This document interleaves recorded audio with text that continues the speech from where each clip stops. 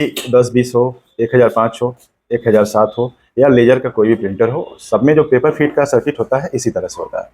अब इसमें जो कॉमन होता है कि पेपर फीडिंग के लिए यहाँ पे अगर आप देखेंगे तो ये क्लच गियर लगाया जाता है, क्लच गियर। तो अगर ये क्लच गियर कई बार यहाँ पे जो लगी हुई रिले होती है, रिले, तो यहाँ पे रिले लगी होती है इस तरह से। तो रिले का काम जो होता है कि यहाँ पे इस पॉइंट को क्लच गियर में लॉक कर देना है यहाँ से। जैसे अगर हम इसको मूव करा रहे हैं, ये आपका पेपर फीड वाला गियर होता है जो पेपर फीड कराने का काम करता है। अभी जैसे ही गियर यहाँ पे आएगी तो आप देख रहे होंगे कि ये जो नीचे एक ब्लैक गियर होती है, इसको इस तरीके से लॉक कर दिया जाता है, रिले लॉक कर देती है, और एक गियर जो है इस तरीके से आपका पेपर फीड करता रहता है। अब कई बार क्या होता है कि इसके अंदर एक स्प्रिंग लगी होती है, यानी कि 2 गियर का यूज़ किया गया होता है, जो है निकाल करके आपका ये गियर बाहर आ जाएगा। और इस ये गियर को सही आप कब कहोगे, ये जब आप देख रहे हो यहाँ पे इसके अंदर स्प्रिंग लगी होती है और ये इस तरह से वाइब्रेट करता है। अगर इसके अंदर की स्प्रिंग खराब हो जाए तो फिर आपको यहाँ पे पेपर फेडिंग का प्रॉब्लम आएगा।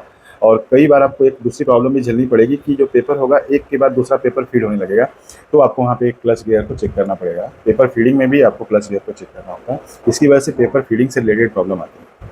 इसके अलावा आप यहाँ पे देखेंगे पेपर जो फीड होती है तो इसके ठीक ऊपर यहाँ पे पेपर इन सेंसर लगा होता है, और साइड में ये जो लगी होती है यहाँ पे ये कार्टिज को सेंस करने के लिए सेंसर लगा होता है। इनके जो सेंसर्स के पार्ट होते हैं वो इस एरिया में लगे होते हैं। तो फ्रेंड्स, कभी भी अगर आपको पेपर फीड से प्रॉब्लम आए तो आपको सिर्फ पेपर फीड पैड के साथ इस क्लच गियर को चेक करना है। पेपर अगर यहाँ पे फंसती है तो कार्टिज के साथ इस सेंसर को चेक करना है। अगर नो कार्टिज का मैसेज आता है तो आपको इस सेंसर को चेक करना है। Thank you.